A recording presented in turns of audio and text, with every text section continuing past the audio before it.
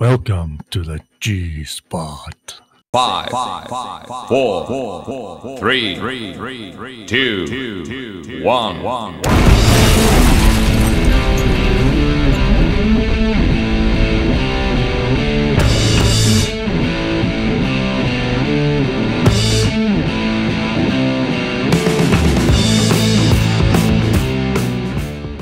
Hello everybody and welcome to Dynamic GT League's G-Spot, otherwise known as the Dgt-G-Spot, where we get to talk about weird and wonderful things that happen in the world of Dynamic GT League. It's been a while since we've done one of these, and the last time I don't think Ray was with us, but he is with us, aren't you, Ray? Yeah, I'm here. Good. I'm back. Oh dear. Shade is back. So, yeah, little comment about what the G-Spot is, really. So, if perhaps, for example, incidents happen in races that get reported, we can have a look at those and the definition of why a penalty is or isn't given. If weird things happen or funny things happen, it gives us a chance to have a look at.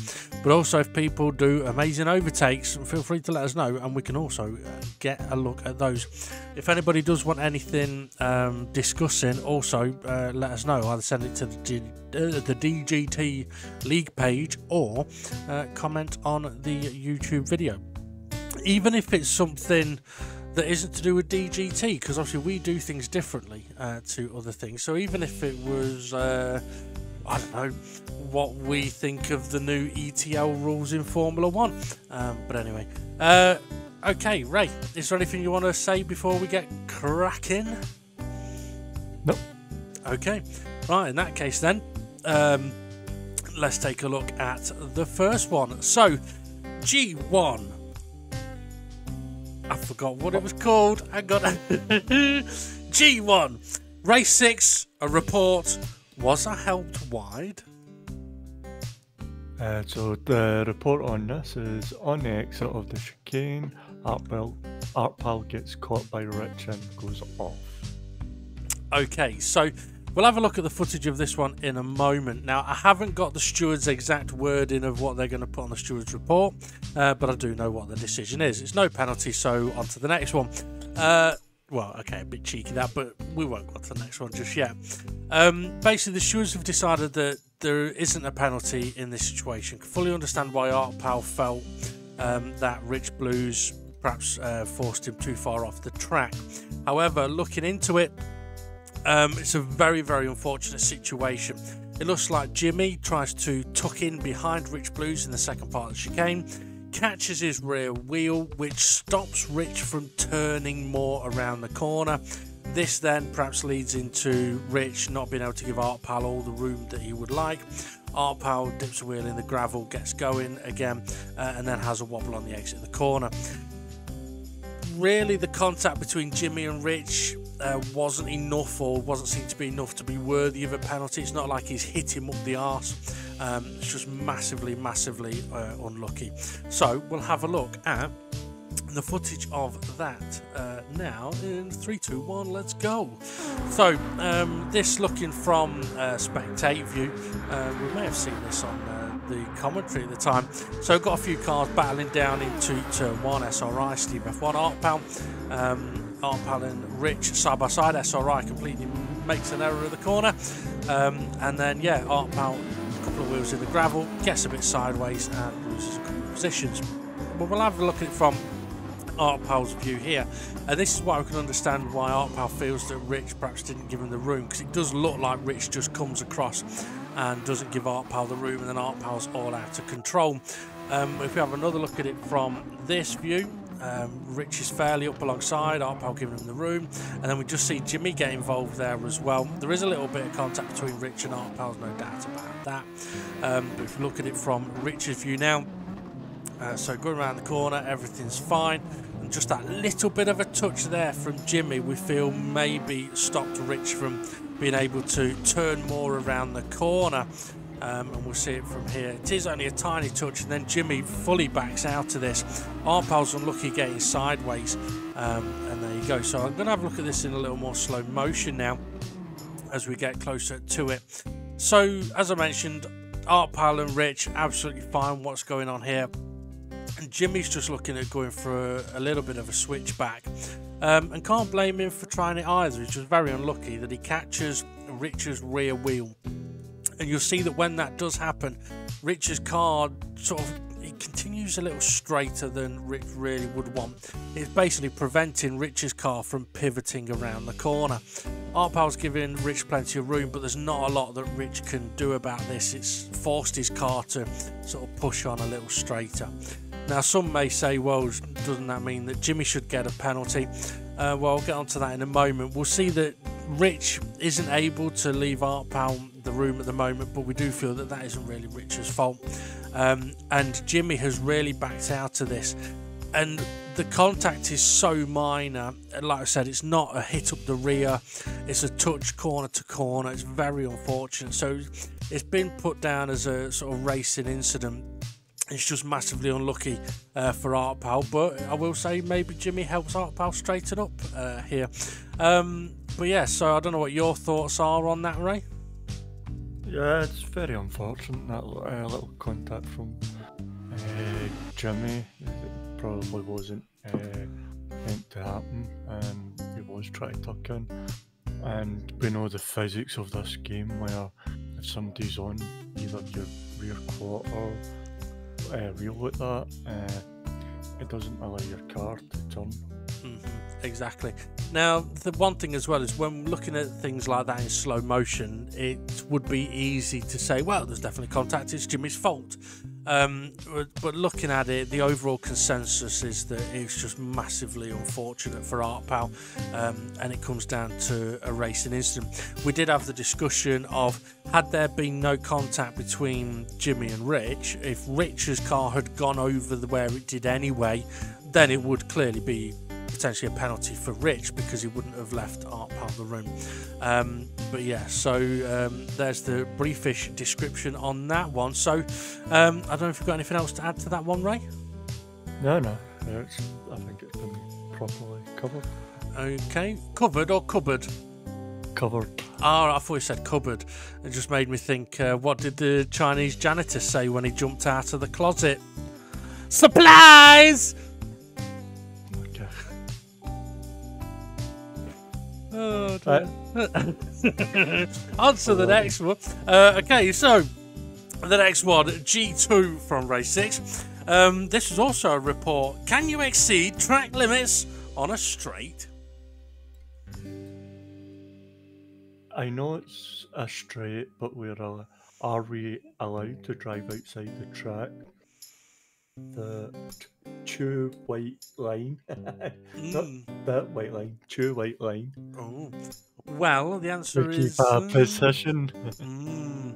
Well, it's an interesting one. I can tell you that, I mean, for the full write-up, check out the steward's report, which has already been published by the time this comes out. We haven't got those notes right now, but I do know that it was decided that no penalty would be given. Had it been in a corner, a penalty would be given. So basically, the short version of this is Steve F1 has gone off the track on the straight onto a dirty part of the track to try and break the slipstream. It's not really something he should do, and he's had a bollocking for it. He should know better. He's not been given a penalty for it because he has disadvantaged himself big time by dirtying up his tyres. Some may question, well, he's still gained an advantage because the cars behind him didn't get a slipstream. Yes, we're aware of that, and if we, like I said, if it had been on a corner, it's a penalty slam dunk. With it being on a straight, he's mainly sort of done himself in, but he has been told off for doing it. So we'll have a look at the footage on it. So yeah, this is something we do not want to see people doing. I think if we see people doing it in the future, penalties could be applied, because we want to bring it to the driver's attention that this is something at Monza or any other track really that you shouldn't be doing. So Steve F1 moves over, you can't really see it there much, but he's on the dirty part off the track, back on the track there. But I think we had that view on the commentary, we couldn't really see a lot.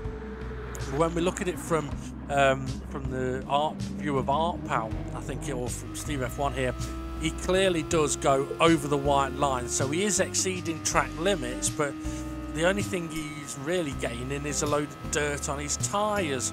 Now, he manages to get it stopped for turn 1, just, even with a little touch from Art Pal.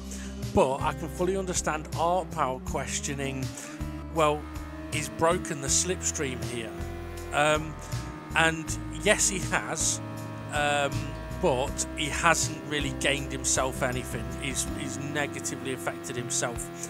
I mean, it's questionable whether Steve F1 stayed on the track. Art Pal would have been able to get past him or not. But in this case, it's more a case of, right, let's use this to educate people. Steve F1, don't do that. And please, everybody else, don't do that either. But it did bring into the discussion of whether we have clarified it before on that track. Now, if I remember rightly, the admins were a bit conflicted as to whether we had or hadn't, but I think it's because, Ray, it's something that has been discussed before in other leagues that people have been involved in. I know I've definitely discussed it in other leagues.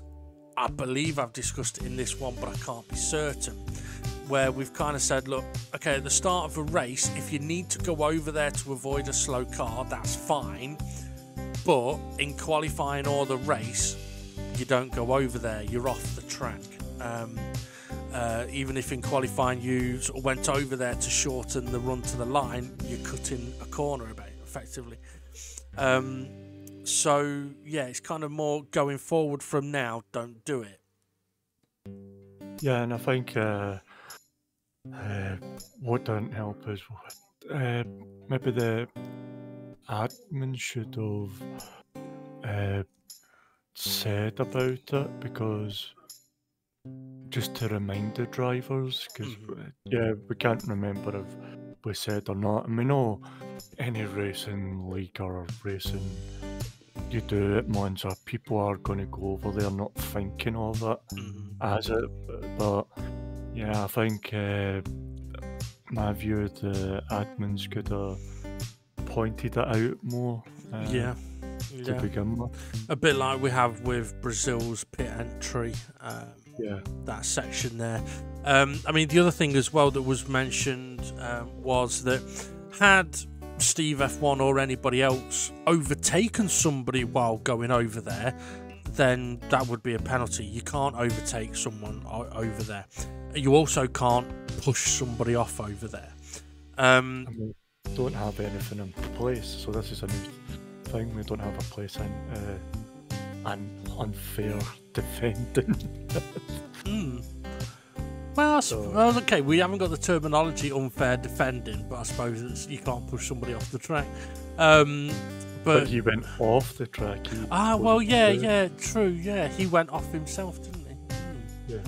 Yeah, so it's an unusual situation. I mean, I don't blame Art Pal for bringing it up. I think it's right that Art Pal mentioned it, because, I mean, Art Pal would have got the slipstream. He's chosen not to follow Steve F1, which I think is the right thing to do. He would have been off the track, and he would have got his tyres dirty. So, yeah, Steve F1, you naughty boy. Don't do that again. And, yeah, for everybody else, yeah, don't do it. But, I mean, it's one of those things where, I mean, okay, there may be some tracks where there's a small part of a circuit where we may go, well, we don't mind if you end up over there as long as you're not over there all the time. So off the top of my head, Nürburgring's got, was it turn 1, 2, 3, turn 3 and 4, the left-right chicane. On the exit of that, there's a slip road, and people often end up over there. Now, you shouldn't really end up over there. You shouldn't be going over there intentionally lap after lap, because there is a white line there. Now, if people do end up out there, I don't think people are going to complain too much, as long as it's not every lap or lots of laps. You have got to be trying to keep it on the road. Or making using it to help them make an overtake. Yeah, or defend. But yeah, so... yeah, drivers have got to be trying to keep it on the track. I mean, I agree that maybe we could have done more to let people know, but at the same time, I suppose it's just not something that we'd considered recently. If we have mentioned it before, it was so long ago that we haven't really remembered about it. and I don't remember it happening recently either. So, but there we go. Okay, so let's get ready to excuse me, move on to the next one, but I'm afraid for the calendar its days are numbered. So on to the next one. I did warn you on commentary, Raymond. Okay, race 6, Art Pal, reporting myself for spinning SRI. Yep, and the report is reporting myself for knocking SRI into a spin. Yeah. Okay, this was an interesting one. Obviously, SRI had no input. I should mention this as well. Steve F1 had no input in the previous one. But yeah, so SRI's had no input in this one. But the view on this one was no penalty to Art Pal. And the reason being that as Art Pal and SRI head through into Ascari, they are side by side. There is a tiny little bit of contact, sort of mid to exit of the first part of Ascari, and SRI does end up on the curbs. From my own point of view, I felt that yes, there was a little bit of contact, but it was not really much in it. And SRI's car ended up where you'd probably want to put it anyway, and he did seem to regain control of the car and start accelerating around the corner where you normally would, and unfortunately lost control of the car. SGP was of a sort of similar opinion that SRI's car was where you would put your car anyway. So although there is a little bit of contact, it's not like it's pushed SRI off the track or put him on a curb that you wouldn't normally use. So yeah, it's kind of deemed as just very, very unfortunate that SRI has spun it on a curb. So we might as well go and have a look at the footage on that one. So let's go. So yeah, a few cars battling. It was the final lap of the race, 2x2 into Ascari, or 2x3. Art Pal and SRI side by side, and then we see SRI spin. It may have just hit one of the sausage curbs a little bit, slightly wrong on the front wheel. We do then see Art Pal slowing down to let Twilight through, because he does have a little bit of contact with Twilight. We'll see that in a moment. So Art Pal and SRI, as I said, they're side by side. And yeah, Art Pal trying to leave SRI room. I mean, there's the contact between Art Pal and Twilight, which is why Art Pal slows down. I mean, Art Pal was able to give room for Twilight there, so that kind of sort of signifies he's doing everything he can to leave the room for SRI. But where Twilight's car is where SRI's car would probably be as well. So it is only a tiny bit of contact, but then SRI's actually got control of his car again. We'll come on to that now. So from SRI's view, they're going into the corner, little bit of a touch, but then he's in control of his car and unfortunately gets the big tank slapper on, and around she goes. Unfortunately, it can happen. I mean, it can happen when you're going around there on your own. So yeah, there was a little bit of contact, but it's not really been seen to be the reason why SRI has ended up spinning. So if we look at it slow motion now, we can see that Art Pal's trying to give SRI the room, and Art Pal just about manages to give Twilight the room. So SRI's car is kind of like where Twilight's car was. This is where SRI is now getting control of his car, and now he's driving around the corner. And then unfortunately, this is then where all of a sudden the rear end loses the grip, around it goes, the front end hits the sausage curb, throws the car up, he tries to counter steer, and then the car grips up and spears him off into Ascari at a high rate of knots. So no penalty for Art Pal on that one, just massively unfortunate for SRI there. And it's one of those as well where I mean, one of the things that we talk about sometimes, Ray, when we're looking at incidents that have been reported, for example, is I know I'll perhaps say, well, if I'm on the outside there, what would I potentially expect, or what could I expect that might happen? And one of those things is I appreciate that the car on the inside has got a difficult line and they may understeer a bit and touch me. that's fine as long as they don't hit me off into the gravel. Yeah. Well, since it was me, yeah, I don't feel Art Pal done anything wrong there. I was just littles of touches, and I think like last lap fighting, put the throttle down, and just didn't have the grip for it. So there was nothing Art Pal did there. It was more a driver mistake. The thing is as well, I mean, we see on occasion, I mean, I've mentioned it here with the one earlier with Rich, it looks like Rich is trying to give Art Pal the space. Yeah. And with this one, it looks like Art Pal is trying to give SRI the space. And they should be commended for trying to do that.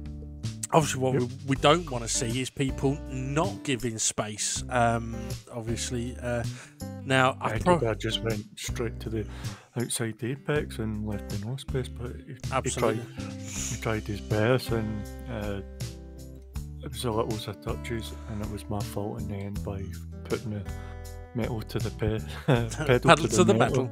Which I'm going to say, if you're putting the metal to the pedal, you're doing something wrong. But yeah, no, I mean, I should have actually got clips of the attempted overtakes I tried on SGP into the first corner, where I braked a touch too late, couldn't get it slowed down, ended up running all the way over to the left-hand side of the track. Excuse me, and I was lucky that SGP had backed out and gone for a switchback, because if he'd have been on the left of me, I would have pushed him off the track, and probably it would have been reset, and it would have been my fault. So I got lucky in the fact that he was already prepared to try doing a switchback, but also I didn't try fighting or keeping the overtake on the exit of the corners, because I knew personally I would not have liked it had someone perhaps overtaken me that way. Obviously it's very different. We've talked before, sometimes like I will pull across in front of someone on the exit of a corner. That's different. If I've seen that I'm ahead and can use all the road, that's one thing. But in this scenario, I couldn't slow the car down enough to leave room for a car that would have been on my left. So yeah, I know I would have been at fault for that one. But with Art Pal here, you can clearly see he's doing what he can to give SRI the space. And we know, especially in Ascari, we know it's not easy to accomplish that, because we fucked it up before. Who has? All of us at some point. Yeah. Because sometimes if you slow down too much and you hit the sausage on the left-hand side, it bounces you away a wee bit. Yep. Yeah, you can try being really cautious, like I say, clip that sausage and it can throw you across the track and smashing somebody into the gravel.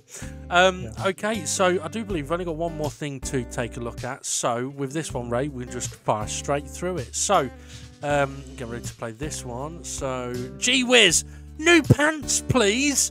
I don't know what this could be to do. Oh, it looks like we're on board with Rich Blues coming through Ascari, and there's a slow car there. Oh, and it's absolutely annihilated the back of him. Yeah, I think Rich might need some new pants here. Obviously this is a continuation of what we've just seen.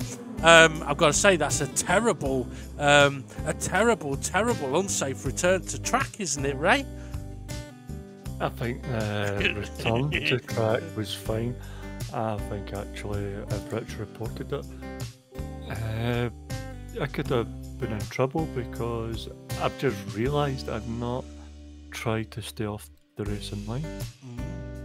Well, I just realised that. Oh, you naughty boy. Well, one of the things I will say is it definitely is not an unsafe return to track. And to be honest, I've only put it in there because it's unfortunate for Rich, but it's also kind of funny. Not for Rich, but yeah. It's definitely not an unsafe return to track.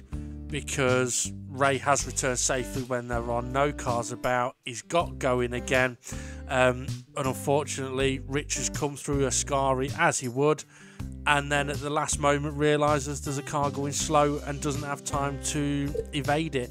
I think even if he'd successfully evaded the car, I think he'd have still ended up crashing. Now I will say that after that, SRI did wait for Rich to go through, but that's kind of, it's a bit of a tricky one, that, isn't it? Because the return to track was safe, the getting going again was safe. I mean, I haven't looked into it into more detail. I mean, would you want to see a car going over the track to try and get to the non-racing line? Personally, I think in that scenario I'd rather see SRI just stay in as much left as he could. But yeah, he doesn't stay as much left as he could. Well, maybe Rich should have reported it. But no, I mean, to be fair, had Rich reported it, SRI did wait for him. So yeah, I could imagine if Richard reported it, I think we would have looked at it, and it probably would have ended up on the G-Spot. As a, well, look, it wasn't an unsafe return to track, and this is what he did do, this is what he didn't do. I didn't look at it in detail, so yeah, maybe he could have been a bit better about it, but only Ray will know. No, just looking at it, I realised I could have done better. But yeah. Yeah, well, at the end of the day, sometimes it takes a little bit of reflection to try and improve yourself. I mean, it's like my mum said to me the other day that I should do lunges to stay in shape.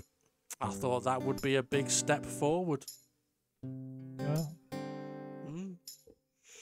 It would be a big step forward. It would, wouldn't it? But then it's a bit like singing in the shower. It's fun until you get soap in your mouth. Then it's a soap opera. Yeah, I've heard that before. Oh, alright, okay. Well, we'll move on to the next discussion. Yeah, how do you follow Will Smith in the snow? Oh, I know this one. You follow the Fresh Prince. I told you that one. Did you? Well, yeah, I've got you it might. written down in my book. You might have done. I don't care. Stealing my pattern, get your own pattern. I've got it in one of my books. I've given many a books. Yeah. No, on that note, we'll go to the next one, eh? There isn't anything else. Yes. Oh well, okay, yeah. There's one sort of topic of conversation. Obviously, okay, not obviously. At the last race, there was a request to postpone starting from 8 o'clock to 8:30 because of the red arrows flying by to sort of open the Commonwealth celebrations. Now the request was put in, no problem, although it was only put in on the day of, I think, and yeah, I think was it not the day before? I think it was the day before. Oh, it might have been. I wasn't too up on it, to be honest. It may have been the day before. Excuse me. Now, what we decided to do was have a 10-minute delay. Not a 30-minute delay, and there's a few reasons for that. One of the reasons being that obviously over the last 4 weeks we had a race postponed because we didn't have the numbers. Then we had a race that was already rescheduled because of the admins being away.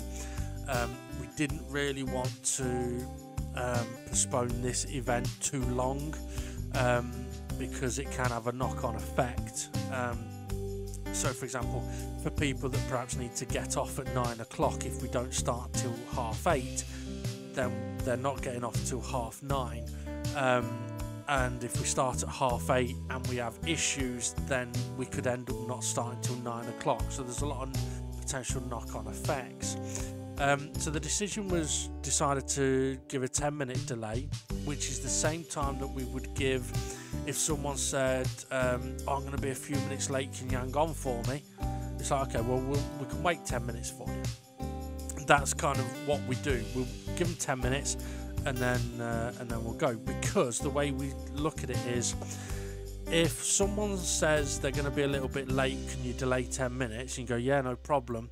But they're actually going to be 15 minutes. Well, that's okay. We'll delay 10 minutes. We can start the 10-minute qualifying session. And if they turn up during that, we can finish the qualifying session and then manually set the grid. And that's why we decided to do the 10-minute delay for this request. We looked at the times that the red arrows were due to be flying over certain areas, and they were due to finish their show. I think it was like 8:21.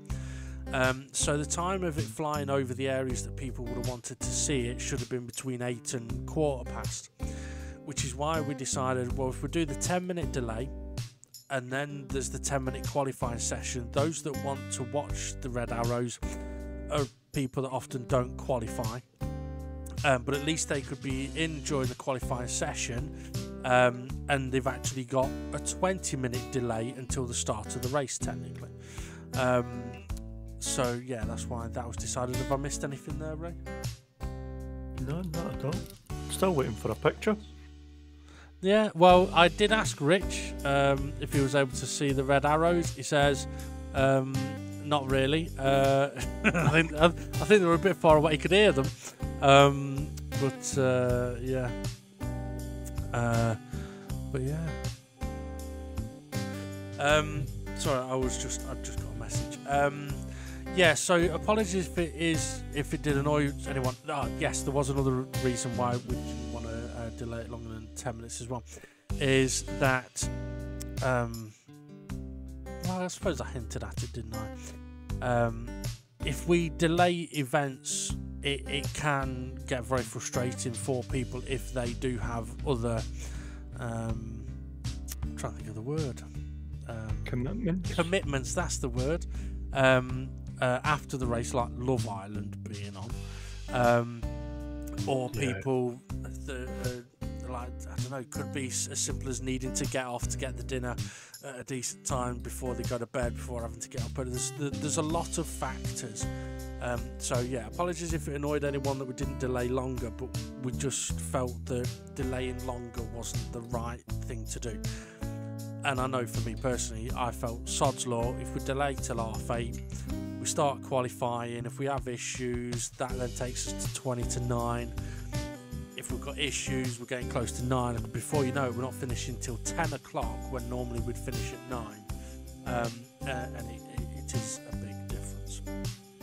Also, obviously, once we've finished the race, the admins do then sit there and record the footage and everything, and that takes another hour or so afterwards. So it's not just a case of trying to keep everybody happy at that time. It's also trying to not let things get too long for the admins either, because if we don't finish till 10, then by the time we've had a little bit of a break, gone to the loo, got a drink, got set up, record the footage, it's now gone half 11, which then has a knock-on effect to getting the video ready for commentary the next day. And yeah, so apologies for that, but also they're just planes. Watch them on YouTube. Yeah, but I mean, to be fair though, You'll see more. Well, yeah, you would actually. But no, I mean, I understand people wanting to see them. Yeah. But yeah, so I mean, we need people to arrange things to not be on a Thursday, and we'll be fine. Okay, one other thing I just want to quickly mention is how does the moon cut his hair? He clips it. Okay. Yeah. And finally, what does one wolf say to the other? I'll see you at the corner. See you at the corner. Yeah. Yeah. Alright. Yeah. Yeah. Right, thank you everybody. I think we're done, aren't we, Ray, for this G-Spot? Yeah. Yeah, okay, good stuff. Right, have a good one, everybody. Join us again, and if you've got any questions about stuff to go on the G-Spot, let us know. Have a good one. See you later. Bye. Bye.